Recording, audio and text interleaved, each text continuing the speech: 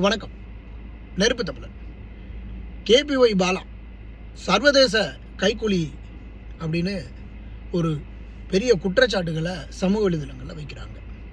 இந்த சமூக வலைதளங்களில் குற்றச்சாட்டுகளை வைக்கும்போது எமக்கிட்ட அந்த கேள்வி வருது, அண்ணா இதுக்கு நீங்கள் பதில் சொல்லியே ஆகணும், இதுக்கு ஒரு சரியான நபர் நீங்கள் தான் அப்படின்னு சொல்லப்படுது. நான் இப்போ அமெரிக்காவில் சராசரியாக ஒரு 5 லட்ச ரூபாய்க்கு மேலே சம்பளம் வாங்குகிறேன். என்னால் முடிஞ்ச வரையில் ஒரு சில குடும்பங்களுக்கு நான் தவறாமல் உதவி செஞ்சுக்கிட்டு இருக்கிறேன். இருந்தாலும் அதற்கு மேலே என்னால் முடியாது.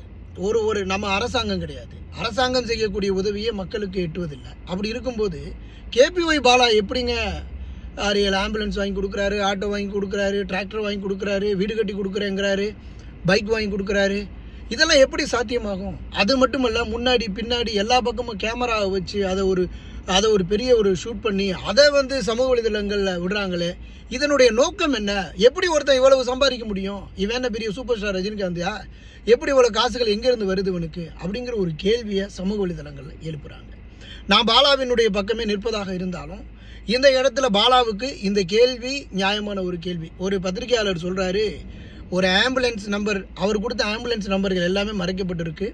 அந்த ஆம்புலன்ஸில் இருக்கக்கூடிய நம்பர் ரோல்ஸ் ராய் காரினுடைய ரெஜிஸ்ட்ரேஷனில் பதிவாகிருக்கு. அப்போ இதுக்கு என்ன பதில் அப்படிங்கிற ஒரு கேள்வியை கேட்குறாங்க.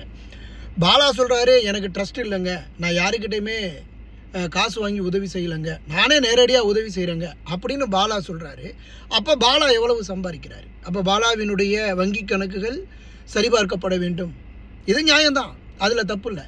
ஏனென்றால் ஒரு சமூக வலைதளங்கள் வாயிலாக இதுவும் ஒரு பெரிய மோசடி தான். நான் பல பேருக்கு உதவி செய்கிறேன் அப்படிங்கிற ஒரு பூச்சாண்டி காட்டுவதும் ஒரு மிகப்பெரிய ஒரு மோசடி தான்.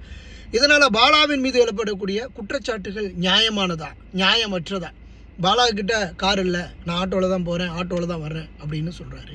அதுக்கப்புறம் நான் ஒரு ஹாஸ்பிட்டல் கட்ட போகிறேன், இல்லை ஒரு கிளினிக் கட்ட போகிறேன், அதுக்கு இதெல்லாம் செய்ய போகிறேன் அப்படின்னா, இப்போ இதெல்லாம் செய்வதற்கு உங்களுக்கு ஒரு மாதத்திற்கு எவ்வளவு தொகை சம்பளம் வாங்குறீங்க?